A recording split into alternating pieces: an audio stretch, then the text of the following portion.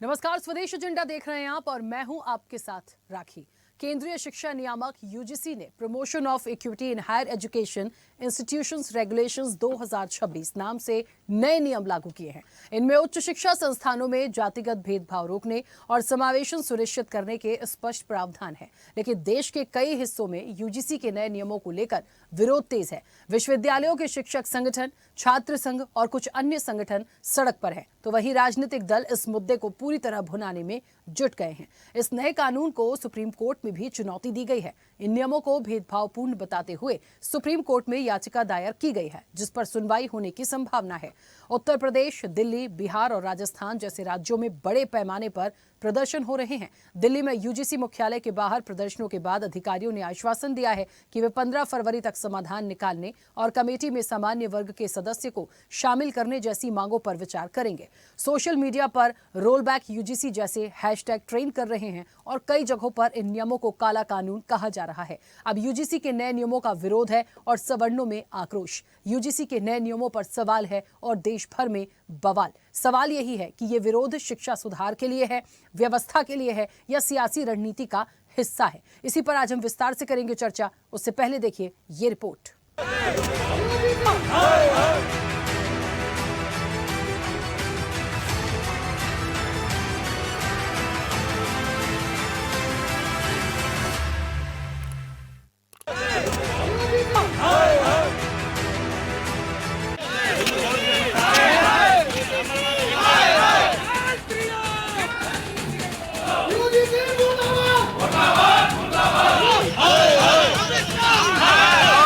देश भर में जनरल कैटेगरी के स्टूडेंट्स और सवर्ण जाति के लोगों का यूनिवर्सिटी ग्रांट्स कमीशन यानी यूजीसी के नए नियमों को लेकर विरोध जारी है। बुधवार को सुप्रीम कोर्ट ने नए नियमों के खिलाफ दायर याचिकाओं पर सुनवाई की मांग स्वीकार कर ली।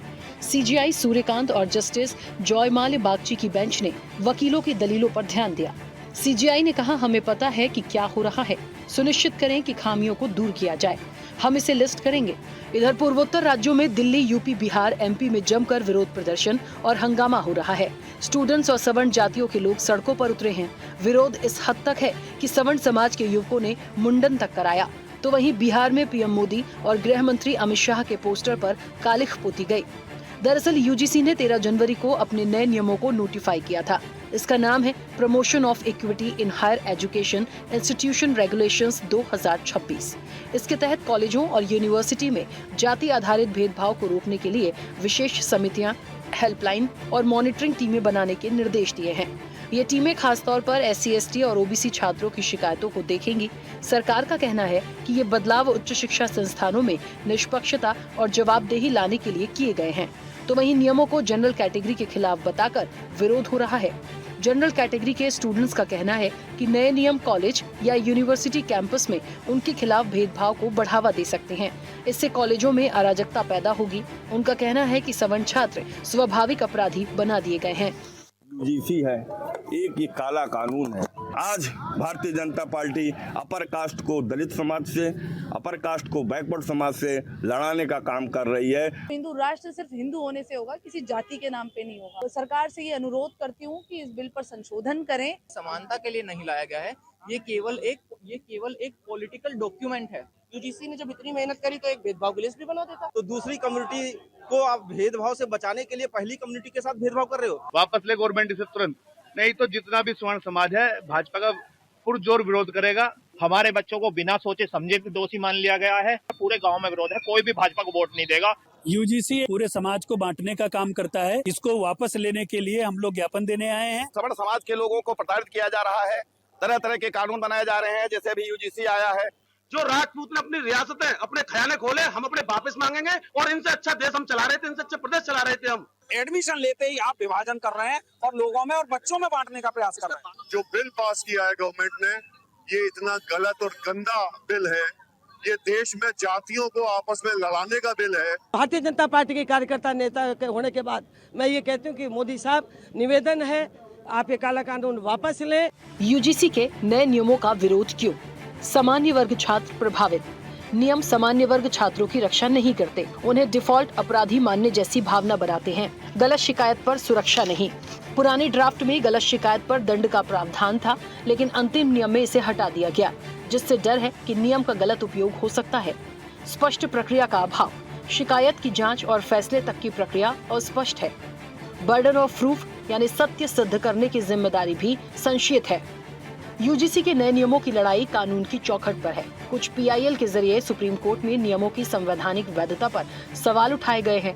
आरोप है कि नियम केवल SC, ST, OBC को संरक्षण देते हैं और सामान्य छात्रों को बाहर रखते हैं, जो समानता का उल्लंघन हो सकता है। देखिए, यूजीसी को लेकर जो नए रूल्स आए हैं उनको लेकर हमारे कुछ ऑब्जेक्शंस हैं। उसके अंदर सभी जो स्टेक होल्डर्स हैं, सभी स्टूडेंट्स जो हैं, उनकी बात वहाँ कर दी गई थी। एक अलग से सेक्शन प्रोविज़न लाना जो कि SC, ST और OBC की बात करता है, जर्नल कैटेगरी को उसमें एक्सक्लूड कर दिया गया, तो कहीं ना कहीं उसमें बायसनेस दिखती है। आग्रह किया गया है कि अगर आप इसको अमेंड करते हैं और उसमें जर्नल कैटेगरी को भी इंक्लूड करते हैं तो कहीं ना कहीं वो ज़्यादा इम्पैक्टफुल होगा। ऑपोजिशन हो रही है, मुझे कोई बात समझ में नहीं आ रही है। ये अपर कास्ट का रिएक्शन है। वो यही चाहते हैं कि उनको क्या स्कॉलरशिप की ज़रूरत है, उनके पास काफ़ी पैसे हैं, हर इंस्टीट्यूशन में उनको एडमिशन मिल रहा है। कहाँ है उनके खिलाफ डिस्क्रिमिनेशन? ये किस बात का हंगामा चल रहा है? इन अपर कास्ट को प्रोटेक्शन की कौन सी ज़रूरत है? वही तो हमारे सर के ऊपर बैठे हैं, आप सबके सर के ऊपर वही तो बैठे हैं। तो वहीं पूरे मामले में यूजीसी का कहना है कि नियम पिछले 2012 के सिर्फ मार्गदर्शक ढांचे से आगे बढ़कर कानूनी रूप से बाध्यकारी है, जिससे लंबित शिकायतों का असरदार समाधान हो सके। उधर मामले में केंद्रीय शिक्षा मंत्री धर्मेंद्र प्रधान ने कहा कि नियमों का मकसद किसी के खिलाफ भेदभाव नहीं करना और ये संविधान के दायरे में है। उन्होंने आश्वासन दिया कि किसी को अन्याय का सामना नहीं करना पड़ेगा और नियम का दुरुपयोग नहीं होने देंगे।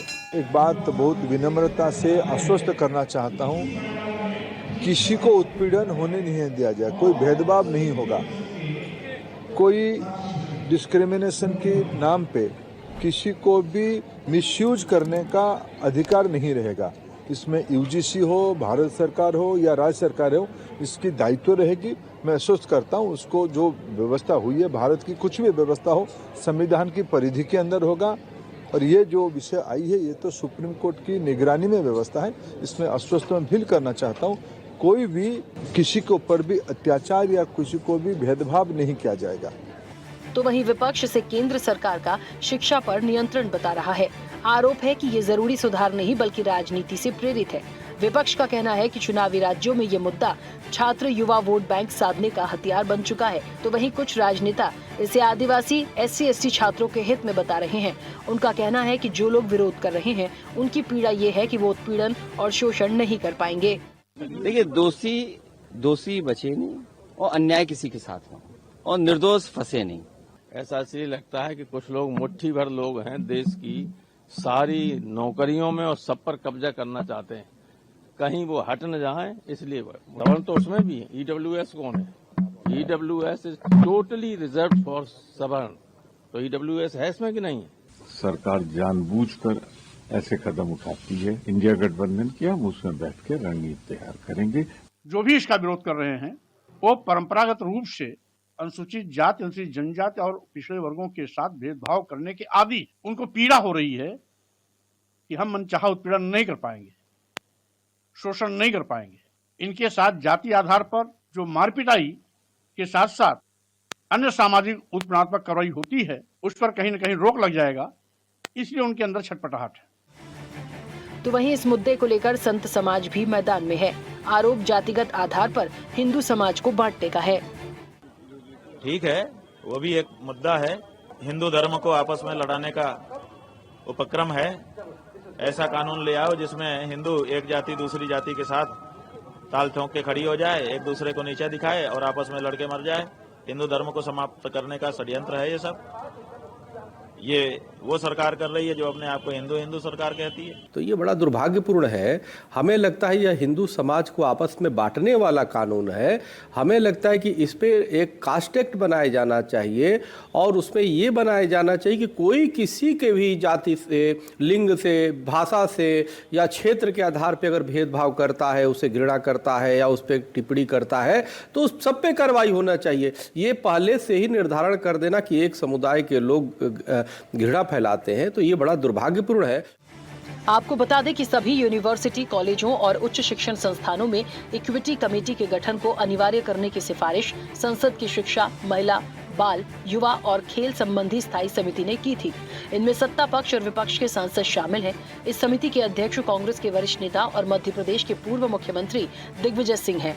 समिति में कुल 30 सदस्य हैं, जिनमें लोकसभा के 21 और राज्यसभा के 9 सांसद शामिल हैं। बहरहाल अब यूजीसी के नियमों का सवाल उठना लोकतंत्र की ताकत है। जब बहस सुधार से ज्यादा सत्ता की लड़ाई बन जाए तो शिक्षा पीछे छूट जाती है। ऐसे में देखना ये होगा कि यूजीसी के नए नियमों को लेकर विरोध और गतिरोध कब और कैसे थमेगा। चैनल हेड आरपी श्रीवास्तव के साथ प्रमोद श्रीवास्तव की रिपोर्ट।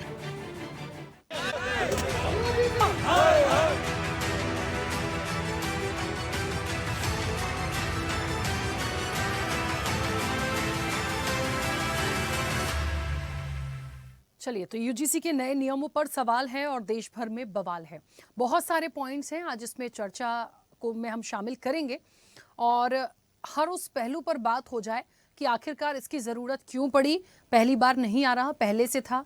कुछ चीज़ों को ऐड ऑन किया गया है, कुछ चीज़ों को हटा दिया गया है, जिसका विरोध हो रहा है। देखिए, यदि अधिकार की बात होती है, समानता के अधिकार की यदि बात होती है, तो समान रूप से बात करिए। और यदि आप इस तरीके से कह रहे हैं कि यदि किसी के साथ गलत हो जाएगा या भेदभाव हो रहा है, कुछ ऐसे केसेस हुए हैं पिछली बार जिसके बाद सुप्रीम कोर्ट को ये तमाम चीज़ों पर आगे बढ़ना पड़ा जब याचिका पहुंची, तो हमें फिर ये भी देखना पड़ेगा कि कभी कभी कुछ रिपोर्ट्स जो होती हैं या कुछ ऐसी बातें आ जाती हैं जो गलत भी होती हैं। उसकी मॉनिटरिंग कौन करेगा? आप कमेटी बनाने की जो संस्थानों में बात कर रहे हैं, आप ये सोचिए कि उसकी मॉनिटरिंग क्या प्रॉपर तरीके से हो पाएगी। ये यूनिवर्सिटी और स्कूल और कॉलेज प्रबंधन तक जहां ये पूरा मामला आया है, हमें इन चीज़ों को गंभीरता से समझना पड़ेगा। बात किसी के साथ भी भेदभाव करने का नहीं है, लेकिन समान अधिकार सबको मिले, इस बात का भी ख्याल रखा जाना चाहिए। हम सीधे चर्चा पर चलेंगे। मेहमान जुड़े हैं, सबसे पहले आपका परिचय करा दें। भारतीय जनता पार्टी का पक्ष रखेंगे विवेक श्रीवास्तव। विवेक जी, बहुत स्वागत चर्चा में जुड़ने के लिए। कांग्रेस का पक्ष रखेंगे अब से कुछ देर में डॉक्टर शिवानंद हुलियारकर। शिवानंद जी का भी स्वागत है। सपाक्स के राष्ट्रीय महासचिव सुरेश शुक्ला हमारे साथ जुड़ेंगे। सुरेश जी, आपका भी बहुत स्वागत है। ओबीसी महासभा से पक्ष रखेंगे लोकेंद्र गुर्जर। लोकेंद्र जी, आपका भी बहुत स्वागत है। और प्रेमेश्वर धाम के पीठाधीश्वर जगत गुरु स्वामी सतीशाचार्य जी महाराज हमारे साथ जुड़े हैं। सतीशाचार्य जी महाराज जी, आपका भी बहुत स्वागत है। और अधिवक्ता है सुप्रीम कोर्ट के सुनील बल्लन। सुनील जी भी अब से कुछ देर में हमारे साथ जुड़ेंगे। मैं चर्चा की शुरुआत विवेक जी पहले आपसे कर रही हूँ। मेरी आवाज़ पहुँच रही है आप तक? आ रही राखी जी। हाँ विवेक जी, सवाल पहला आपसे इसलिए भी है क्योंकि पूरी तरीके से कहा गया है कि सरकार इसको गंभीरता से सोचे, इस निर्णय को वापस ले, अन्यथा ये विरोध, ये बवाल देश भर में बढ़ता जाएगा। समानता के अधिकार की बात हो रही है। बहुत क्लियरिटी से सरकार ने यूजीसी की जो गाइडलाइंस हैं उसमें कहा गया है कि कोई भी किसी के साथ भेदभाव ना करे। कुछ केसेस पुराने हुए हैं, उनको ध्यान में रखते हुए सुप्रीम कोर्ट ने क्योंकि आदेश दिया था, इसलिए ये सारी चीज़ें आई हैं। बट सवाल ये हो रहा है कि यदि हम एक पक्ष के बारे में सोच रहे हैं तो जो सवर्णों का विरोध है उनका क्या, उनके लिए कौन सोचेगा? क्या उनके साथ गलत नहीं हो सकता? क्या उनके साथ झूठा गलत नहीं हो सकता? आप समझिए, इस चीज़ को बहुत गंभीरता से समझना पड़ेगा। तो इसका क्या सॉल्यूशन हो सकता है? देखिए राखी जी, आपने चर्चा में मुझे बैठाया। सबसे पहले मेरा जगत गुरु के श्री चरणों में प्रणाम है। वो यहाँ उपस्थित हैं, ये हमारी ऊपर उनकी कृपा है। जहां तक इस विषय का सवाल है, ये सुप्रीम कोर्ट ने अपने आप नहीं गाइडलाइन जारी की। सुप्रीम कोर्ट में रोहित वेमुला और पायल दड़वी के परिजनों ने एक पिटीशन दाखिल की थी, जिसमें सुप्रीम कोर्ट ने संसद की समिति को ये दिशा निर्देश दिए थे कि इस पे आप डाटा इकट्ठा करें और एक गाइडलाइन बनाएं। इसको यूजीसी ने 13 जनवरी 2026 को नोटिफाई किया। उसी के बाद से इस पे बवाल मचा है। इसमें 16 संसद सदस्य हमारे पार्टी के भी थे और इसके अध्यक्ष आपके मध्य प्रदेश के पूर्व मुख्यमंत्री राजा दिग्विजय सिंह जी थे। उन्होंने इसकी मूलभूत परिभाषा में जो सुधार किया है, या कह लीजिए जो इसमें परिवर्तन किया, उस परिभाषा को ही लोग गले के नीचे नहीं उतार पा रहे हैं। दूसरी चीज, इक्विटी कमेटी भी आप करें, इक्विटी में इक्वलाइजेशन है नहीं, लोगों को बराबर उसमें उपस्थिति नहीं है समाज की। तो कुछ चीजें इसमें ऐसी है जो लोगों को इस पे आपत्ति है और वो आपत्ति को समझना पड़ेगा। इसमें पुनर्विचार की पूरी आवश्यकता, हाई लेवल कमेटी को इसको देने की जरूरत है और इसकी फिर से समीक्षा होने की आवश्यकता है। जिस तरह का ये नियम बन रहा है, इससे उच्च शिक्षण संस्थानों में मुकदमेबाजी बढ़ेगी, जातिगत विभेद बढ़ेगा और इस तरह की पेशबंदी हो जाएगी कि पढ़ना पढ़ाना मुश्किल हो जाएगा। टीचर भी इसके जद में आ रहे हैं। एक तो गुरु शिष्य का संबंध प्रभावित हो रहा है और खुद छात्रों का बौद्धिक विकास इससे प्रभावित हो जाएगा। केवल पेशबंदी होके रह जाएंगे। तो ये चीजें स्वीकार योग्य नहीं है। धर्मेंद्र प्रधान जी जिस तरह का आश्वासन दे रहे थे, वो आश्वासन भी स्वीकार्य नहीं है। देखिए राकेश जी, कोई नियम भूत की को ध्यान में रख के वर्तमान की कसौटी पे कस के भविष्य के लिए बनता है।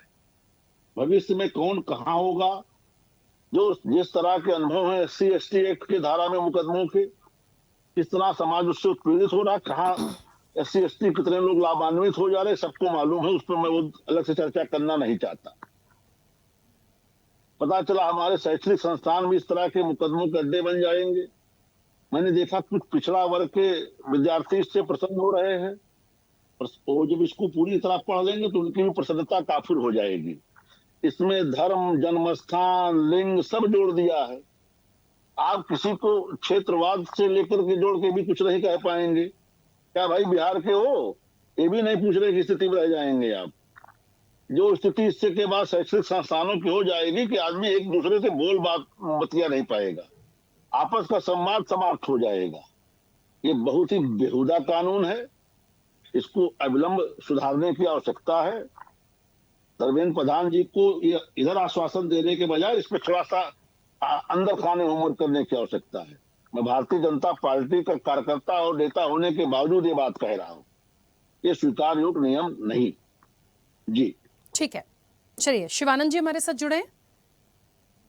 चलिए अभी कनेक्ट नहीं है। मैं जगत गुरु स्वामी सतीशाचार्य जी महाराज, मेरी आवाज पहुंच रही है आप तक? जी पहुंच रही है बेटा। हाँ महाराज जी, आप कैसे इस पूरे विषय को देखते हैं? देखिए एक तरफ तो बात होती है समान भाव की और एकता की बात होती है, समान अधिकार की बात होती है। यहाँ तो हमारे देश में बवाल हो रहा है। एकता तो एक तरफ की बात हो रही है, यहाँ देखिए एक पक्ष को अच्छा हित दिखा रहे हैं, दूसरे पक्ष को आप बिल्कुल भेदभाव में ले जा रहे हैं। साफ दिख रहा है ये तो। कैसे इसको देखते हैं और इस मामले का क्या एक समाधान होना चाहिए? देखिए सर्वप्रथम तो माघ का शुक्ल पक्ष है। आप सबको धर्म और सत्कर्म की तरफ जाना चाहिए। सबको अपने बच्चों को श्रेष्ठ और अच्छी बातें बतानी चाहिए। इसी बात से शुरू करता हूं, ध्यान से सुनिएगा। ये यूजीसी का जो भी इस समय प्रकरण चल रहा है, मुझे लगता है इसमें विचार और प्रचार दोनों बड़े भिन्न हैं।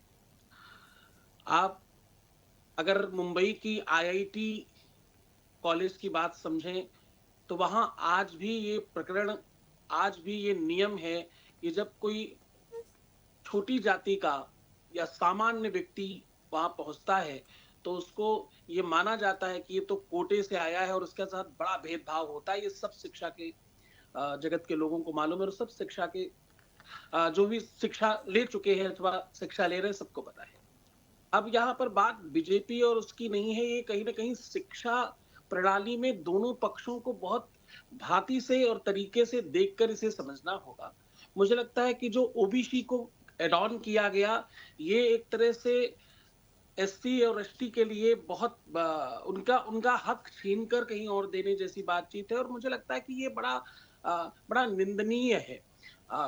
जिन नेताओं ने ऐसा किया है, धर्मेंद्र प्रधान जी बड़े शिक्षित और बड़े समझदार व्यक्ति, बड़े, लेकिन आज की उनकी भाषा और आज उनका तरीका, जिस तरीके की वो बातचीत कर रहे हैं उसमें शिक्षा कम राजनीति का स्पर्श ज्यादा दिखाई पड़ता है। तो मुझे लगता है कि धर्म के आधार पर मैं देखूं तो शिक्षा दुनिया का सबसे बेहतर साधन है। विद्या ददाति विनयम, विनयम ददाति पात्रत्वाम और पात्रत्वा धनामाप्नोति धना धनम तथा सुखम।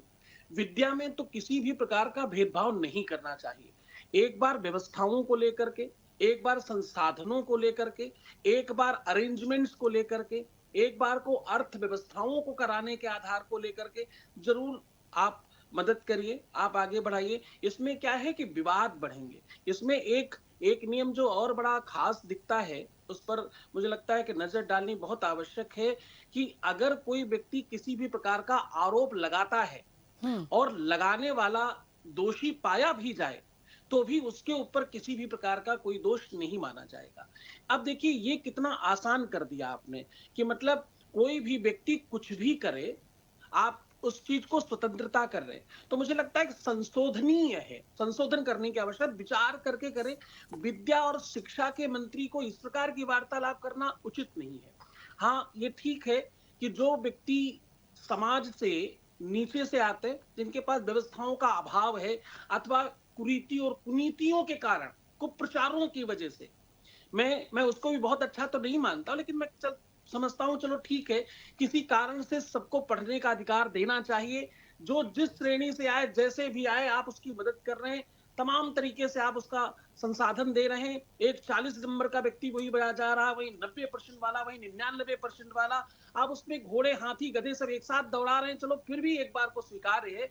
मुझे लगता है कि बच्चों को सम्मिलित बनाइए, बच्चों को समर्थवान बनाइए। ये कंस्ट्रक्शन का संदर्भ है। एक मकान वो बन रहा है जिसमें 3-1 का मसाला लगेगा। 3-1 आप समझती होंगी कि मतलब मोरंग ज्यादा और सीमेंट थोड़ी, और दूसरा 8-1 का मसाला लगाया जाए, यानी 8 कट्टे सीमेंट के और 1 मोरंग के और 1 सीमेंट का, तो उसके कंस्ट्रक्शन में दिक्कत आएगी, मकान गिर जाएगा। कल को आपके भारत के निर्माण की नींव है बच्चे, तो इनके अगर कंस्ट्रक्शन में आप इतना भेदभाव डालेंगे, अगर इनके कंस्ट्रक्शन में राजनीति डालेंगे, अगर इनको अभी से इतना भेदभाव बना देंगे, अगर इनको अभी से दुश्मन बना देंगे, तो भारत का विकास कैसे होगा? सबका साथ, सबका विकास, सबका उत्थान। आप सबको एक रहने में दिक्कत क्या है? अगर सब एक साथ समन्वय में रहें तो उसमें दिक्कत कहाँ है? देखो, ये इस कारण से बहुत सारे मानस परिवर्तित हो जाएंगे, इस कारण से दोष बढ़ेगा, रोष बढ़ेगा, आपस में द्वंद्व और पाखंड प्रपंच बढ़ेगा, झगड़े बढ़ेंगे, तमाम तरीके की अव्यवस्थाएं बढ़ेंगी। तो ये संशोधनीय तो डेफिनेटली है। वो IIT वाला, जैसे मैंने आपको बताया कि मुंबई में IIT कॉलेज में जैसे ही कोई व्यक्ति कोटे से जाता तो उसको बड़ी हीन दृष्टि से देखते हैं, उसको वहां भेदभाव है। बहुत सारी जगहों पर भेदभाव के कारण जहां अव्यवस्था है वहां डेफिनेटली आप कानून लगाइए और उसको ठीक कीजिए, उसे ठीक करना चाहिए। लेकिन एक ही तराजू में आप सबको तोलकर पूरे देश भर को आप एक जैसी चीजें कर देंगे, मुझे लगता है ये थोड़ा निंदनीय है और ये बिल्कुल अच्छी बात नहीं है। इस देश के यशस्वी प्रधानमंत्री माननीय नरेंद्र मोदी जी की जैसे श्रेष्ठ नेतृत्व में, ऐसे प्रधान में और ऐसे प्रधान सेवक के राज्य में ऐसी चीजें हो रही, ये बहुत बहुत अच्छा नहीं है। ये एकदम मुझे लगता है कि शर्मसार करने वाला है और शर्मनाक है। उनको तत्काल इस पर विचार करना चाहिए, क्योंकि बच्चों को नहीं, बाकी सब करिए, बच्चों के साथ भेदभाव मत कराइए, बच्चों को मत खराब करिए। मेरा छोटा वाला बच्चा, मेरा मिडिल वाला बच्चा, मेरा बड़ा वाला बच्चा, ये अच्छा और ये खराब है, ये भेदभाव मुझे लगता है कि आपके भारत के निर्माण में दिक्कत करता है, आपके भारत के विकास में समस्या खड़ी करेगा। और आपका जो भविष्य है, एक तरफ आप कहते हो विकसित भारत 2047 और दूसरी तरफ 47 तक जाने के पहले आप सर्वनाश कर देंगे, तो ये कहीं ना कहीं देखिए बहुत अच्छा नहीं है, बहुत बेहतर नहीं है। और मैं आपको जिस संप्रदाय से मैं आता हूँ, रामानंदाचार्य संप्रदाय, हमारे संप्रदाय में जितने ज्यादा, अब देखो हमारे में रविदास जी हमारे संप्रदाय के ही हैं, मलूक दास जी हमारे संप्रदाय से ही हैं, सूरदास जी हमारे संप्रदाय से ही हैं। तो जब आप SC ST और OBC की बात करते हैं तो हमारे संप्रदाय में सबसे ज्यादा यही लोग हैं। लेकिन उसके बावजूद मैं कह रहा हूं कि ये सब बच्चे हैं, सब हमारे अपने हैं। इसमें हमारे यहाँ कबीर दास भी आते हैं, हमारे यहाँ तुलसीदास भी आते हैं। तो हम सबको लेकर के एक ऐसी व्यवस्था बनाएं, नियम, कानून और नीति, ये सब सबको देखकर बनाए जाते हैं, एक व्यक्ति को नहीं, और लोभ में नहीं। सचिव वैद्य गुरु तीन जो प्रिय बोले भय आस, यहाँ पर लालच और लोभ के वशीभूत होकर के जो आप काम कर रहे हैं, ये मुझे लगता बड़ा निंदनीय है और इस पर बहुत अच्छे से विचार करना चाहिए। बिल्कुल ठीक है। सतीशाचार्य महाराज जी, वापस आऊंगी मैं, और शिवानंद जी भी हमारे साथ कनेक्ट नहीं है। सुरेश जी मुझे सुन पा रहे हैं? जी आवाज आ रही है। सुरेश जी, कैसे इस विषय को देखते हैं? हाँ, आपकी आवाज पहुंच रही है। कैसे इस विषय को देखते हैं, क्या होना चाहिए? देखिए एक छोटा सा सवाल मैं बस रखूंगी, मैं सतीशाचार्य जी महाराज की बात को थोड़ा सा आगे बढ़ाऊंगी। जैसे उन्होंने मुंबई की एक यूनिवर्सिटी का एग्जाम्पल दिया, देखिए जिस यूनिवर्सिटी में परेशानियां हैं वहाँ संस्थान का दायित्व है, नियम के अकॉर्डिंग आपको जैसा करना है। कमेटी बनाने की भी बात की गई है, जो नया नियम आया है कि वो एक कमेटी रहेगी, प्रॉपर चीज़ों की मॉनिटरिंग करेगी। सर कमेटियां तो बहुत बार बनी है इस देश में, बहुत चीज़ों के लिए बनती हैं, लेकिन मॉनिटरिंग कभी नहीं होती। एक दिन आती है, उसकी प्रॉपर मॉनिटरिंग कौन देखेगा? इतने सारे स्टूडेंट्स को देखिए जहां पर रैगिंग हो जाती है वहां भी सुसाइड कर लेते। तो यहां तो जाति धर्म भेदभाव की बात हो गई, यानी आप किसी को नीचा भी दिखाएंगे, आप उसको गिराएंगे भी, और यदि नहीं भी कर रहे हैं और कहीं गलती से उसने झूठी कंप्लेन कर दी आपकी, तो पहले तो आप जाइए अलग बैठिए, और उसके बाद साबित हो गया तो भी उनका कुछ नहीं होना। तो ये वाकई में देखिए, या तो एक सबके लिए समान भाव हो या तो फिर बिल्कुल ना हो, दो ही चीजें हो सकती। चित्रा जी आवाज आ रही है? हाँ हाँ, आपकी आवाज पहुंच रही है। देखिए, अनुच्छेद 13 में, संविधान के अनुच्छेद 14 में दिया हुआ है कि सभी को समानता का अधिकार है। जब सभी को समानता का अधिकार है, चाहे एजुकेशन हो, सभी जगह है, तो इसमें कानून की आवश्यकता नहीं है।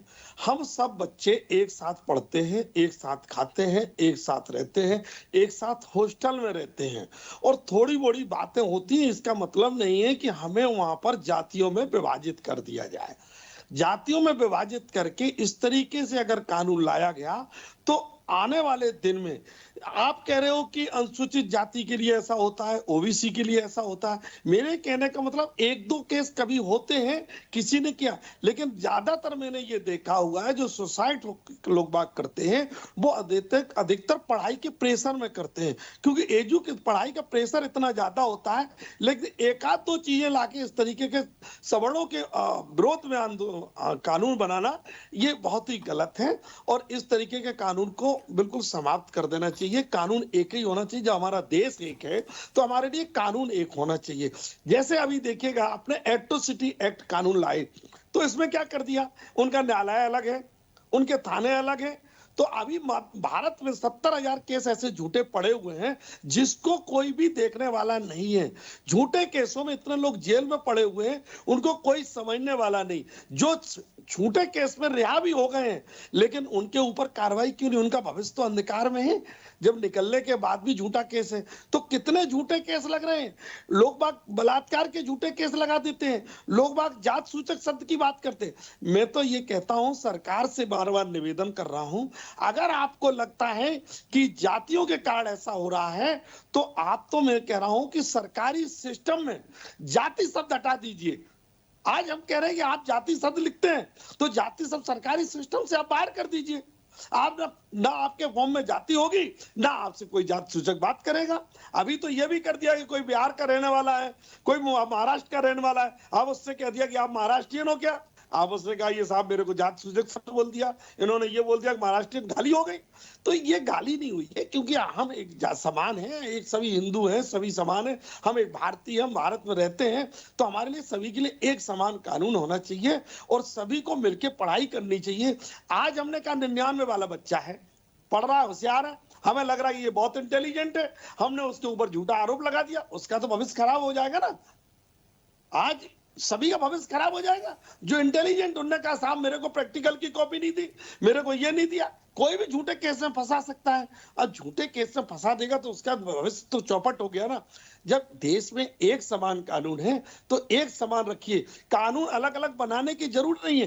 क्या सवर्णों के लिए कौन सा कानून आपने बना दिया? एससी के लगा दिया, एसटी के लिए लगा दिया, सामान्य के लिए कौन सा कानून बना दिया? तो जब कानून है तो एक ही कानून रखो, जो देश में एक ही एकता का भाव आए, एकता समरसता का भाव आए, ना अंगड़े का हो ना पिछड़े का हो, सभी के लिए एक समान कानून हो। हमारे देश में एक ही शिक्षा प्रणाली, जब हम एक कॉलेज में पढ़ते हैं एक ही शिक्षा होती है, तो सभी के लिए एक समान कानून होना चाहिए। अलग अलग कानून बना करके हमारे बच्चों को बांटने की राजनीति ना करें। हमारे बच्चों का आज की डेट में विपक्ष भी बोलने को तैयार नहीं है और पक्ष भी। इस तरीके से प्रधान जी ने कह दिया कि नहीं साहब कोई दिक्कत नहीं है, लेकिन अभी एट्रोसिटी एक्ट को देख लीजिए ना, 70,000 केस पेंडिंग पड़े हुए, झूठे केस में लोग बाग फंसे हुए, जेल में पड़े हुए, कोई जमानत नहीं हो रही उनकी। की झूठे केसों में। ये ऐसा कानून, अंधा काला कानून क्यों बनाया जा रहा है? हमारे देश को एक सोने की चिड़िया करते, एकता अखंडता की बात करते, इस तरीके से कानून बना के क्या दर्शाना चाहते हो? कि देश में अराजकता फैलाना चाहते हो? क्या बच्चों में भेदभाव पैदा करना चाहते हो? ठीक है सुरेश जी, मैं वापस आऊंगी। सुसाइड करने के मूड में। ठीक है, सभी लोगों की छोटी छोटी सी प्रतिक्रिया आ जाए, फिर इस चर्चा को आगे बढ़ाती हूँ। लोकेन जी कैसे इस विषय को देखते हैं? देखिए, ये एक ऐसी चर्चा हो रही है जहां पे एक लाइन मैंने शुरुआत में कही थी, समानता का अधिकार। ये चर्चा वहीं से शुरू हुई है और देश में भी है कि समानता का अधिकार, लेकिन यहाँ तो समानता का अधिकार है ही नहीं। जो अधिकार हमें असल में मिला हुआ है, उस अधिकार की तो धज्जियां उड़ रही है। कैसे इस विषय को आप देखते हैं? देखिए, जितने भी मैं मतलब मेरे से उम्र में सभी बड़े हैं, जिन लोगों ने जो बात रखी है, सब व्हाट्सएप यूनिवर्सिटी से पाया हुआ ज्ञान है इन लोगों के पास।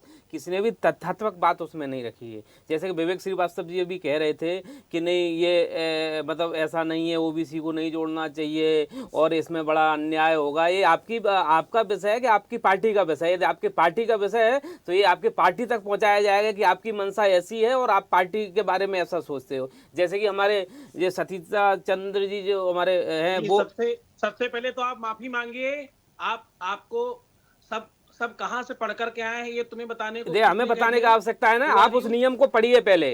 उसमें मैं नहीं, आप पहले माफी मांगिए। अरे मुझे आवश्यकता नहीं आप जैसे लोगों से माफी मांगने की। मैं अपना विषय कर रहा हूँ, मैंने आपको बीच में डिस्टर्ब नहीं किया था ना। मैं अपनी बात कह रहा हूँ, आप उसमें पढ़िए जो कह रहे हैं कि सामान्य वर्ग का व्यक्ति नहीं है। ईडब्ल्यूएस कौन रहेगा? दिव्यांग कौन रहेगा? महिला कौन रहेगी? आप ये बताओ। उस कमेटी का हेड कौन रहेगा? मैं तो कहाँ कह रहा हूँ, आरक्षण खत्म कर दो। उस कमेटी का हेड कौन रहेगा? उस कमेटी का हेड कुलपति रहेगा। और इस देश में आप लिस्ट निकाल के देख लीजिए कि सबसे ज्यादा कुलपति किस जाति के हैं। आप भोपाल में रहते हो तो बताओ, माखनलाल यूनिवर्सिटी का कुलपति कौन है? तिवारी जी बताओ। आरजीपीवी का कुलपति कौन है? शुक्ला जी बताओ। अपने उज्जैन यूनिवर्सिटी का कुलपति कौन है? बताओ। बरकतुल्लाह यूनिवर्सिटी का कुलपति कौन है? बताओ। उज्जैन यूनिवर्सिटी का कुलपति कौन है? एक सेकंड रुकिएगा, एक एक करके बात रखिए। मैं एक बात बोलना चाहती हूँ लेकिन जी, एक सेकंड बस एक छोटी सी बात मैं रखना चाहती हूँ। बात तो ये सभी बोल दो कि सभी लोग यूनिवर्सिटी से पढ़े, सभी यूनिवर्सिटी। सर एक सेकंड, मैं उसको कंप्लीट कर रही हूँ। कुछ एक मिनट रुकिए, पॉइंट को क्लियर करने दीजिए। एक मिनट रुकिए। व्हाट्सएप यूनिवर्सिटी का क्या है? एक मिनट लोकेन जी देखिए, जो बाकी जो मेहमान हैं, एक मिनट, चाहे सुरेश जी हो या सतीशाचार्य जी महाराज हो या विवेक जी हो, एक तो सब लोग इसका विरोध इसलिए कर रहे हैं कि आप समानता के अधिकार की बात करिए। बिल्कुल। आप जो कह रहे हैं कि जो पूरी एक कमेटी बनेगी उसमें कौन कौन लोग होंगे, किन किन को शामिल किया जाएगा, हम कह रहे हैं कमेटी बनेगी तो मॉनिटरिंग करेगा कौन? आप तो प्रॉपर तरीके से नियम ही बदलाव लाइए ना। मैं वही बता रहा हूँ, तो कमेटी की जरूरत नहीं पड़ेगी। मैं वही बता रहा हूँ। उस जो हेड रहेगा वो वहाँ का कुलपति रहेगा। और कुलपति कौन रहेगा? उसमें ऐसा नहीं है कि सवर्ण जाति के व्यक्ति नहीं रहेंगे। उसमें जो दिव्यांग है वो सवर्ण हो सकता है, उसमें महिला है वो सवर्ण हो सकती है, उसमें स्टूडेंट है वो सवर्ण हो सकता है। एक चीज और, आप जैसा कि आप उसमें कह रहे थे कि उसमें जाने क्या कैसे जाएंगे, अभी तक जो मैंने उसको पढ़ा हुआ है उसमें ऐसा कोई सजा का प्रावधान नहीं है कि जिसमें किसी को फांसी चढ़ जाएगी। उसमें अभी ऐसा कोई वो बड़ा नियम नहीं आया है। बनाया क्यों? जब सजा का प्रावधान नहीं है, कोई फायदा नहीं तो कानून बनाया क्यों? मैं वही तो कह रहा हूँ, बनाना है। उसी विषय पे आ रहा हूँ मैं, उसी विषय पे आ रहा हूँ मैं। यदि कानून बनाना है तो इसको और स्ट्रांग बनाना चाहिए, नहीं तो ये फालतू के फिजूल के सुप्रीम कोर्ट का जो कोरेंडम पूरा करने के लिए कमेटी बनाई गई है उसमें ऐसा कुछ है भी नहीं।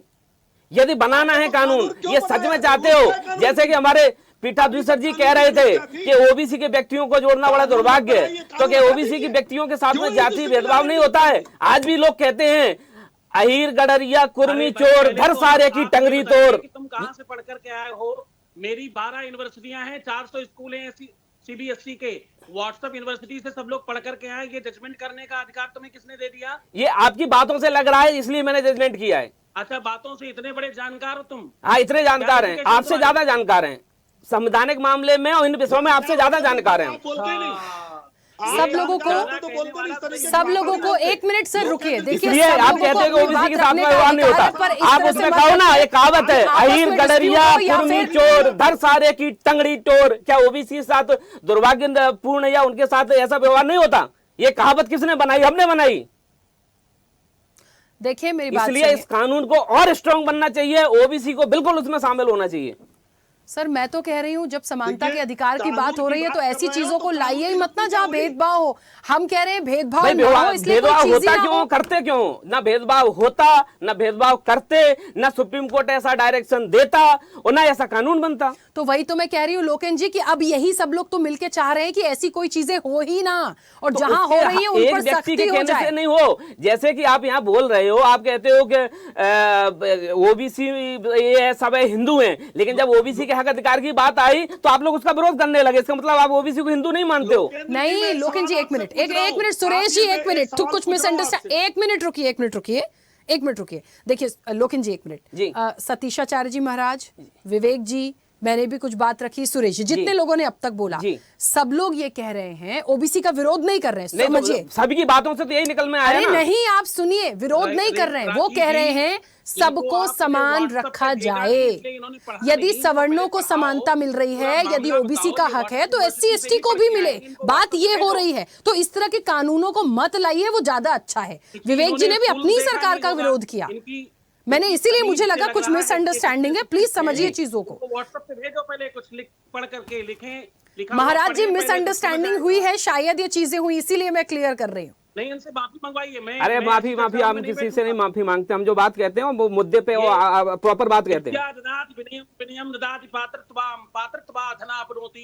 तथा सुखम, विद्या अगर होती तो विनम्रता होती, जिस पेड़ में फल लगे होते, यदि आप में विनम्रता होती, यदि आप में सबको लेके चलने की इच्छा होती, तो आपसे आपके सभी भक्त आप जिनको मानते हो कि वो ओबीसी के लोग नहीं है, क्या वो अनुसूचित जाति के लोग नहीं है, ओबीसी का विरोध नहीं किया, तो आप ये कहना चाहते हो कि वो व्यक्ति आपके वो ना मिले? ओबीसी का विरोध नहीं कर रहे हैं वो, आप प्लीज पहले तो सुनिए। हो तो आज से शिष्यता छोड़ दें कि आप ओबीसी का विरोध कर रहे हो। आप कह रहे हो कि लोकेन जी प्रोग्राम को मैं कंडक्ट कर रही हूँ, मैं यहाँ से कह रही हूँ महाराज जी या सुरेश जी या विवेक जी, मैं यहाँ ओबीसी का विरोध नहीं हो रहा है, यहाँ ओबीसी का विरोध नहीं कर रहा है कोई भी। हम कानून का विरोध कर रहे हैं, ये कानून गलत है।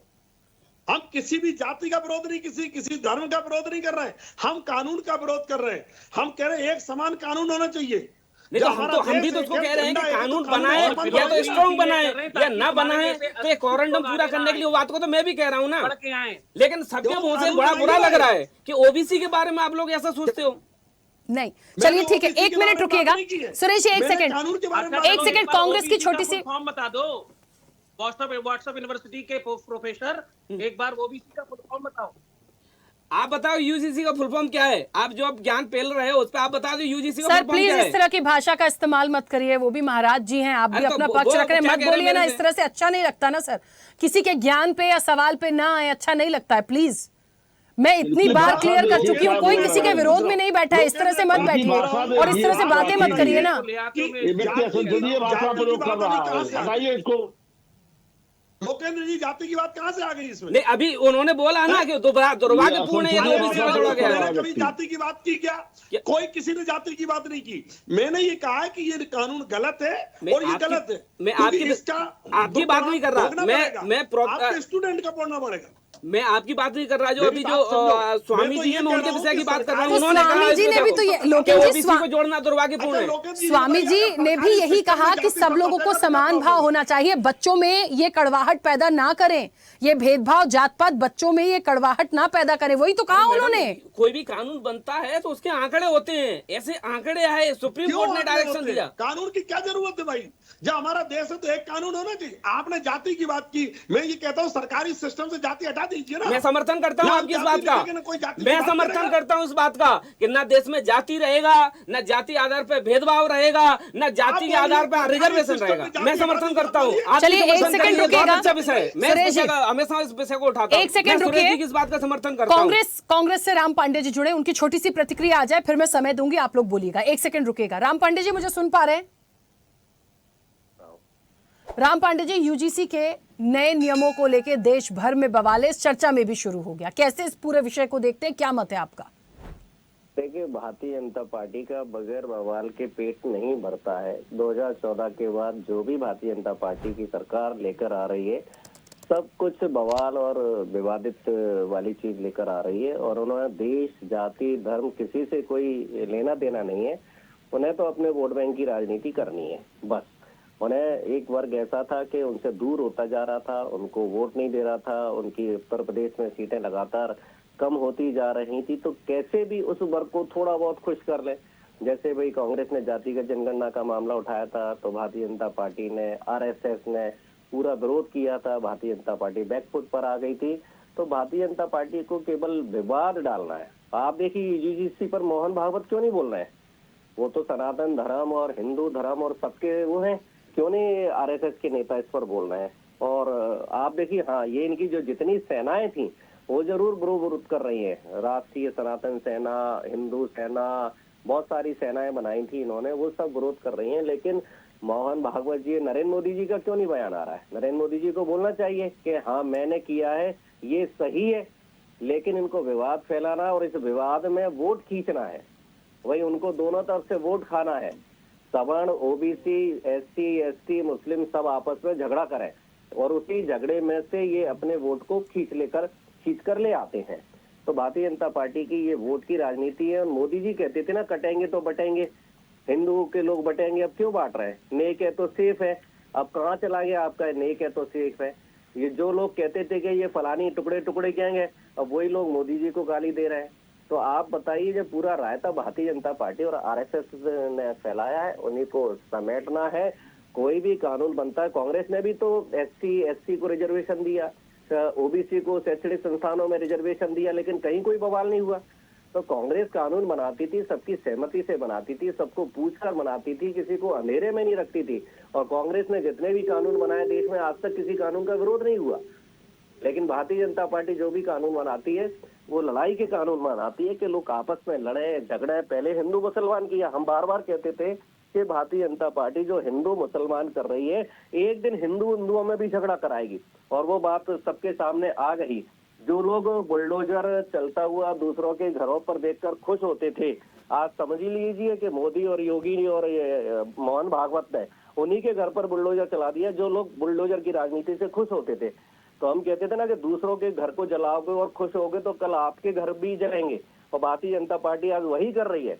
भारतीय जनता पार्टी को जिससे जिंदा रखा, भारतीय जनता पार्टी को जो लोग आज यहाँ तक लेकर आए, भारतीय जनता पार्टी उन्हीं के ऊपर बुलडोजर चला रही है, क्योंकि भारतीय जनता पार्टी को केवल वोट चाहिए। और ये जो वर्ग है, पिछड़ा वर्ग, एससी, एसटी, ये भारतीय जनता पार्टी से दूर जा रहा था। तो इन्होंने कहा कैसे भी इसी बहाने आ जाए। हमने क्या मांग उठाई थी कि भाई एसपी, आईएएस या जितने भी बड़े बड़े संस्थान है, वहाँ एससी, एसटी, ओबीसी की सीटें क्यों नहीं भरी जा रही हैं? बैकलॉग क्यों नहीं भरे जा रहे हैं? 50% पद एससी, एसटी, ओबीसी के खाली क्यों पड़े रहे? तो भारतीय जनता पार्टी ने जो ठोस काम करना है वो तो नहीं किया। आप देखिए, प्राइवेटाइजेशन करते जा रहे हैं, सारा आरक्षण खत्म करते जा रहे हैं। तो जो मूल मुद्दा है, जो इंडस्ट्रीज को प्राइवेट किया जा रहा है, उसके कारण आरक्षण खत्म हो रहा है, नौकरियां खत्म हो रही है, उसको काम नहीं कर रहे हैं। लेकिन यहाँ लड़ाई झगड़ा कराकर और यूजीसी के मामले को इतना बड़ा चढ़ा करके भारतीय जनता पार्टी उसमें वोट खींच रही है। मतलब हिंदुओं को भी, अब पहले तो एक मुस्लिमों की विरोधी थी भारतीय जनता पार्टी, अब हिंदुओं की भी विरोधी हो गई है। और ये केवल यूजीसी वाला मामला नहीं है, हम शंकराचार्य पर भी देख लीजिए। हिंदू धर्म की राजनीति करती थी, हिंदू धर्म के मुख्य जो है शंकराचार्य, उन्हीं का अपमान कर दिया, 250 साधुओं को खींच कर मारा। तो कहते हैं ना, भारतीय जनता पार्टी किसी की सगी नहीं है, ऐसा कोई सगा नहीं जिसे भारतीय जनता पार्टी ने ठगा नहीं। तो ये सबको ठगने का काम कर रही है। ठीक है, हाँ, विवेक जी कुछ कहना चाह रहे हैं। आप में से जो भी अपना बात रखना चाहते हैं, प्लीज मैं समय दूंगी, एक एक करके आराम से अपनी बात रखिएगा, ताकि, और प्लीज मैं एक रिक्वेस्ट करना चाहती हूँ, इस चर्चा के माध्यम से कोशिश ये करिए कि कोई किसी को व्यक्तिगत रूप से अपमानित ना करे, ऐसे शब्दों का प्रयोग मत करिए। आप सब यहाँ जितने लोग बैठे हैं सब सम्मानीय हैं, सब इस चर्चा में है, कोई ऐसे शब्दों का प्रयोग ना करे कि कोई आहत हो। प्लीज मैं एक रिक्वेस्ट कर सकती हूँ आप लोगों से। आप सब समझदार हैं, मुझे बोलने की, समझाने की जरूरत नहीं है। जितने भी लोग बैठे हैं सबसे छोटी मैं ही होंगी आप लोगों से, तो प्लीज एक निवेदन कर सकती हूँ। हाँ विवेक जी, प्लीज अपनी बात रखिए। राखी जी, हमारे जिस मित्र ने हम लोगों को व्हाट्सएप ज्ञान बता दिया, उनकी जानकारी इस विषय में थोड़ा अपूर्ण है। तो जब इसकी पूरी परिभाषा को पढ़ लेते तो शायद वो ये बात नहीं कर पाते। मैंने जो बात कही अपने अनुभव से कही। उत्तर प्रदेश में SC/ST एक्ट लागू है और आज SC/ST एक्ट की चपेट में सबसे ज्यादा OBC पद है उत्तर प्रदेश में। उसमें भी खासकर यादव जी लोग सबसे ज्यादा SC/ST की चपेट में। तो मैं जिस विषय की ओर ध्यान दिला रहा था, हो सकता है कि हमारे मित्र OBC उनको लग रहा हो कि हम तो इसमें आ गए तो हमको कोई सुरक्षा कवच मिल गया। ऐसा नहीं है मित्र, आप भी इसमें हो, हम भी हैं, हम तो बात उठा रहे हैं, आप समझ नहीं पा रहे हो। मैं समझ रहा हूँ और आपकी बात को। इसमें SC/ST भी सुरक्षित नहीं है, धर्म का भी विषय इसमें आ चुका है। तो ऐसा नहीं कि SC/ST वाले बच जाएंगे। बहुत कमजोर बिल है, उसमें कुछ है ही नहीं, वो तो क्वारंटाइन पूरा करना है, वो मैं कह रहा हूँ। कोई मौलाना जी अगर उसके ऊपर आरोप लगा देंगे तो उसमें SC/ST वाले भी चले जाएंगे लपेटे में। हम इसी बात को कह रहे हैं कि उच्च शिक्षण संस्थान का माहौल ना खराब करिए। यहाँ से व्यक्ति सेवा में जाता है, यहाँ की कटुता लेके अगर सेवा करने समाज में जाएगा तो समाज में कितनी कटुता फैलेगी। हम इस ओर इशारा कर रहे हैं। हमारे कांग्रेस के मित्र ने रटा रटा बयान दिया, ये बयान देने क्रम में ये भूल गए इस कमेटी के चेयरमैन राजा दिग्विजय सिंह ही थे। हम तो अपने सांसदों को भी नहीं इसमें क्लीन चिट दे रहे हैं, हम तो साफ कह रहे हैं कि अगर राजा दिग्विजय सिंह ने इसमें अपनी बदमाशी करने से बाज नहीं आए तो हमारे सांसद क्या कर रहे थे? क्या उस मीटिंग में चाय बिस्कुट खाने गए थे? या हम तो अभी इस पर भी पूछेंगे संसद की पार्लियामेंट्री कमेटी से कि भैया किस किस यूनिवर्सिटी का तुमने यात्रा की, कहाँ से डाटा इकट्ठा किए, कहाँ तुमने टीचर एसोसिएशन से बात की, कहाँ तुमने स्टूडेंट एसोसिएशन से बात की, कहाँ से तुमने कमेटी करके नियम बना दिया? इसमें बहुत से लोग ऐसे भी हैं इस कमेटी में जिनकी शिक्षा विदेश में हुई है। पार्लियामेंट्री कमेटी की बात कर रहा हूँ, इसमें आधा से ज्यादा लोग तो भारत में पढ़े ही नहीं है। आखिर भैया कहाँ से आंकड़ा ला दिया तुमने जो इसको लेकर के इतनी आय तो मची है? तो मित्र आपको ये भ्रम नहीं होना चाहिए, ना हम बचे हैं ना आप बचे हो। एक नई लाइन पे, ठीक है, क्योंकि सब लोगों ने अपनी बात रखी है, एक मूल प्रश्न जो इसके समाधान की तरफ जाएगा उस पर मुझे सब लोगों के जवाब चाहिए। विवेक जी, आप ही से शुरू कर रही हूँ, मुझे ये बताइए, इसका अभी सब लोगों की एक ही राय है कि एक समानता का अधिकार होना चाहिए, कम से कम छात्र छात्राओं के बीच में भेदभाव ना हो, क्योंकि भविष्य यही आने वाले समय में ये युवा ही तय करेंगे। तो वो एक कहते हैं ना, जहर उनके मन में ना बोआ जाए जात पात धर्म का। ठीक है, यहाँ तक चीजें क्लियर थी। अब ये चीजें ना हो तो इन चीजों को रोकने के लिए हम क्या करेंगे? कानून जो लाया गया है इसका विरोध इसलिए क्योंकि एक पक्ष का साइड लिया जा रहा है, दूसरे पक्ष को साइड बिल्कुल दरकिनार कर दिया, तो ये तो नहीं चलेगा। इसमें जो विरोध हो रहा है वो गलत बात नहीं कर रहे हैं भाई, झूठे लोग भी हो सकते हैं, झूठी शिकायत भी हो सकती है, लोग इसका फायदा भी उठा सकते हैं। मैं खुल के बोलूं, हो सकता है SC/ST इसका फायदा उठा ले, हो सकता है कोई और इसका फायदा उठा ले। तो इस चीज से निकलने का एक, या तो इसको खत्म करिए, प्रॉपर तरीके से इसकी मॉनिटरिंग कैसे हो सकती है वो करिए, ये संस्थान की जिम्मेदारी होगी। हाँ, मेरी पूरी सिंपैथी है उन स्टूडेंट्स के साथ जिन्हें सुसाइड करना पड़ा, जिन्होंने उस भेदभाव का दंश झेला है यूनिवर्सिटी में और उनको आत्महत्या करनी पड़ी। उनके परिवार ने याचिकाएं लगाई, तब ये मामला आगे तक बढ़ा। तो उन लोगों के साथ ऐसा ना हो उसका हम क्या करेंगे? महाराज जी कह रहे थे कि मुंबई यूनिवर्सिटी में है ये चीजें, वहां भेदभाव है, वहां कोटे से कोई व्यक्ति आया है तो भेदभाव होता है, तो आप उनका क्या करेंगे? उस यूनिवर्सिटी में ऐसा ना हो उसके लिए क्या किया जाए? हम इस लाइन पे सर बढ़े आगे। विवेक जी। देखिए राखी जी, ये महाराज जी की बात से मैं सहमत हूँ कि इस तरह का भेदभाव होता है और हर जगह होता है, इससे कहीं किसी को संशय नहीं है। हम लोग भी झेल के आए, ये समाज ही ऐसा है कि इसने सबने अपने से नीची एक जाति ढूंढ रखी है, सबने अपने से ऊंची एक जाति ढूंढ रखी है। सब एक दूसरे को मौका पड़ने में नीचा दिखाने से बाज नहीं आते, चाहे दलित में चले जाइए, चाहे OBC में चले जाइए, चाहे जात विशेष में चले जाइए, हर जगह की स्थिति है। इससे थोड़ा सा परिपक्वता से निपटने की जरूरत है। इसमें जिस तरह के नियम बना करके, चाबुक फटकार करके, कानून बना करके सरकार चाहती है, और एक तरफ ये कहती है कि साहब इक्विटी कमेटी इक्विटी प्रतिनिधित्व भी नहीं दे रही है। दूसरा इसमें दिक्कत ये है कि झूठा आरोप लगाने वाले को अब आपने किसी चार्ज के अंदर रखा नहीं, तो अब पता चला हमारा कल इंटरव्यू, हमारी कोई एग्जाम में आपने हमारे ऊपर आरोप लगा दिया, हमारा तो एग्जाम ऐसे तैसे चला गया और आप हमको निपटा करके निकल गए। ऐसी तमाम पेशबंदियां होती कैंपस में, उन स्थितियों से कटुता फैलेगी कैंपस में, पठन पाठन का माहौल खराब होगा, इसलिए इन नियमों समाज में जाएंगे, फिर समाज को, इसलिए इस तरह का कानून होना ही नहीं चाहिए। ठीक है, ठीक है, नहीं होना चाहिए। हाँ, सतीशाचार्य महाराज जी प्लीज अपनी बात रखिएगा जल्दी से। राखी जी, ये एक ही तरीके से संभव है, शिक्षा को शिक्षा रहने दिया जाए। जब लोग शिक्षित हो जाएंगे तो उन्हें समझ में आएगा जब वो शिक्षित हो जाएंगे तो वो शायद समानता समझेंगे। ये जो अशिक्षित होते हैं ना, अशिक्षा ही इस देश का सबसे बड़ा दोष है, अशिक्षा ही इस देश का सबसे बड़ा मुझे लगता है संकट है। और क्योंकि जब आप विकसित भारत की बात करते हो, भारत को आगे बढ़ाने की बात करते हो, तो वो शिक्षा से संभव हो पाएगा। शिक्षा के अलावा कुछ और दूसरा तरीका नहीं है। आप एक साथ गधे घोड़े नहीं दौड़ा सकते, आपको इन सब चीजों से बाहर आना पड़ेगा और समाधान समस्या का करना पड़ेगा, ना कि एक ही चीज से सबका आप निदान करेंगे। चावल अलग समय पे पकता, दाल अलग समय पे पकती है और सब्जी अलग समय पे पकती है। अब जनरल मुझे लगता है कि इसका एक ही और वास्तविक सलूशन और समाधान है कि आप जातिगत न करके लोगों की व्यवस्था के आधार पर उसका समाधान करें, और व्यवस्था के यानी आर्थिक दृष्टिकोण को देखते हुए करें, क्योंकि जातिगत में शिक्षा को नहीं करना चाहिए। शिक्षा दुनिया की सबसे बड़ी ताकत है। कुछ भी आप अर्न करना चाहते हो तो पहले आपको लर्न करना पड़ेगा। अब जैसे ये छोटा सा बच्चा है, मतलब मुझे नहीं लगता इसने शिक्षा ली होगी, रहता ऐसी बातें नहीं करते ये, क्योंकि शिक्षा आपको संपन्न बनाती है, शिक्षा आपको बहुत बड़ा बनाती है, शिक्षा छोटा नहीं बनाती किसी भी तरह से।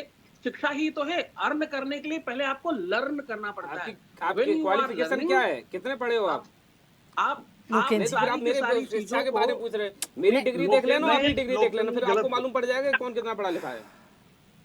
हाँ, वो मुझे पता चल गया। भाषा सही रखिए, जब व्यक्ति आदमी पूज्य महाराज जी के बारे में आपत्तिजनक भाषा प्रयोग मत करिए। आप हुआ सब पता चलता है, आपकी संस्कृति, आपका परिचय और आपका सब कुछ पता चलता है। शिक्षा ही तो सबसे बड़ी हमें भी इस समय पे मालूम पड़ रहा है कि जो आप जिनको हम संत महात्मा समझते थे, वो भी अब अपनी जाति की बातें करने लगे हैं। पता नहीं, मुझे ऐसा लग रहा है कुछ मिसअंडरस्टैंडिंग हो रही है, मुझे नहीं पता ऐसा क्यों है। बार बार बोलने के बाद भी महसूस होने लगा। महाराज जी, अभी मुझे तक नहीं होता था, लेकिन अब 5 दिन से हमें महसूस होने लगा कि जिनको हम संत समझते थे कि संत की कोई जाति नहीं होती है, अब महसूस हो रहा है कि संत की भी जाति होती है और अपने कोई बात होती है तो उनको भी दर्द होता है। मैंने एक लाइन में इस बात को कही थी और फिर कह रही हूं कि सबको अपनी बात रखने का अधिकार है, सबकी अपनी अपनी समझ है। हो सकता है महाराज जी की बात लोकेन जी आप अलग तरीके से समझ रहे हैं, लेकिन वो वैसा नहीं है। होता है ओबीसी को मतलब बड़ा दुर्भाग्यपूर्ण ये शब्द यूज लोकेन की एक ही प्रॉब्लम है, अशिक्षा, और कुछ नहीं मुझे लगता है। ठीक है महाराज जी, क्योंकि समय की सीमा है, आवश्यकता नहीं। हाँ चलिए लोकेन जी आप अपनी बात रख लीजिए जल्दी से। जी, मेरा बस यही कहना है कि देखिए जो कमेटी बनी है उसको अच्छे से बनाइए, और गलत किसी के साथ हो ना, अन्याय किसी पे हो ना, अत्याचार किसी पे हो ना, और गलत कोई फंसे ना। उसका एक ही रास्ता है। आज की डेट में लोग ये कहते हैं कि जाति के आधार पर भेदभाव होता है, तो आप जाति सिस्टम ही खत्म कर दो।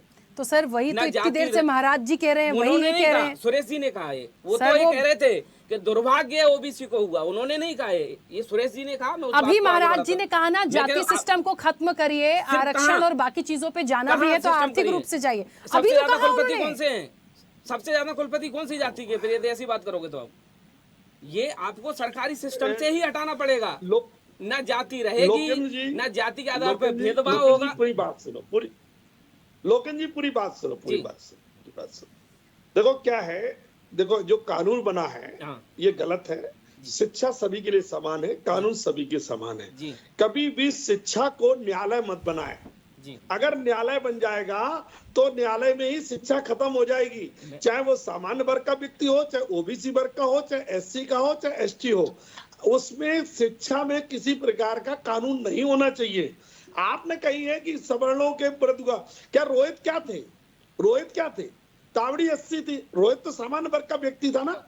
आप तो पढ़िएगा आप उसमें, लेकिन ये नियम है सभी के लिए एक समान होना चाहिए, चाहे किसी जाति का हो, चाहे किसी धर्म का हो, सभी के लिए एक कानून होना चाहिए। शिक्षा में किसी प्रकार की कानून की जरूरत नहीं है, किसी भी कानून की जरूरत नहीं है, चाहे SC ST वाला हो, चाहे ओबीसी वाला हो। अगर इस तरीके से करेंगे तो मालूम है आपको।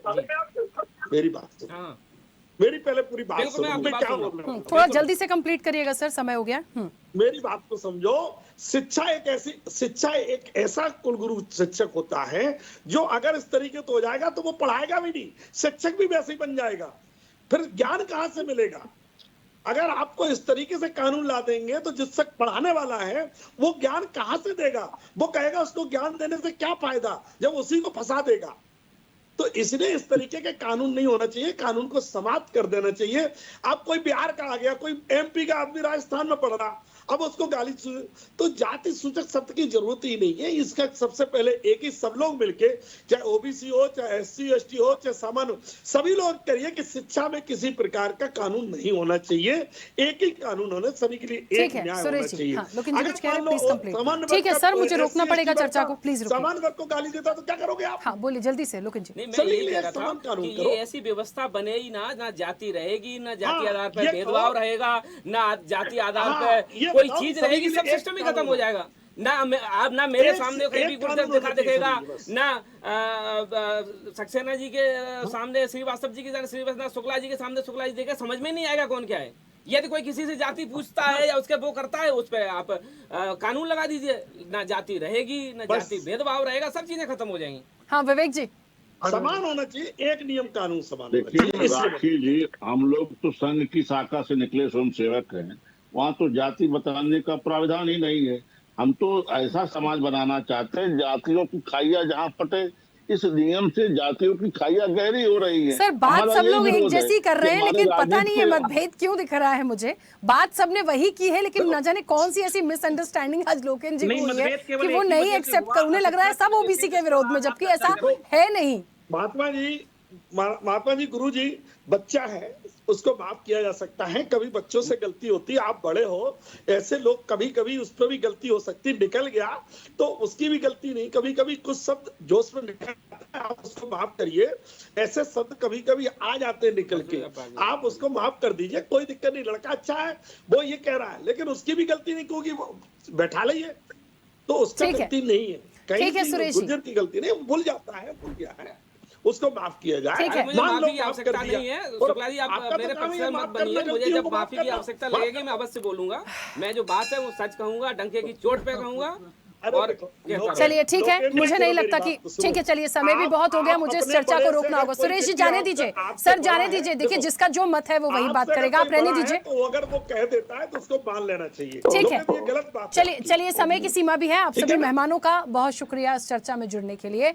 देखिए सुप्रीम कोर्ट में आगे क्या होगा, किस तरीके से चीजें बढ़ेंगी, ये एक दूसरी बात है, लेकिन एक मत निकल कर आया, इस तरह के कानून को वापस लिया जाए, इस तरह के कानून को खत्म कर दिया जाए, क्योंकि ये सही बात नहीं है। और यदि आपको कोई चीज लानी है तो आप समान अधिकार से लेकर आइए। आप इस तरह से जात पात करके एक को आगे बढ़ा के दूसरे को नीचा गिरा के इस तरीके से चीजें नहीं चलेंगी। देखिए इसमें क्या डेवलपमेंट आने वाले समय में दिखते हैं। चर्चा में इतना ही, बने रहिए स्वदेश न्यूज के साथ, सबसे पहले देश। ऐसे ही वीडियोस के लिए लाइक करें, शेयर करें, फॉलो करें, YouTube पर जाकर सब्सक्राइब कर बेल आइकन दबाना ना भूलें और ताजा अपडेट्स के लिए swedeshlive.com पर जरूर जाएं।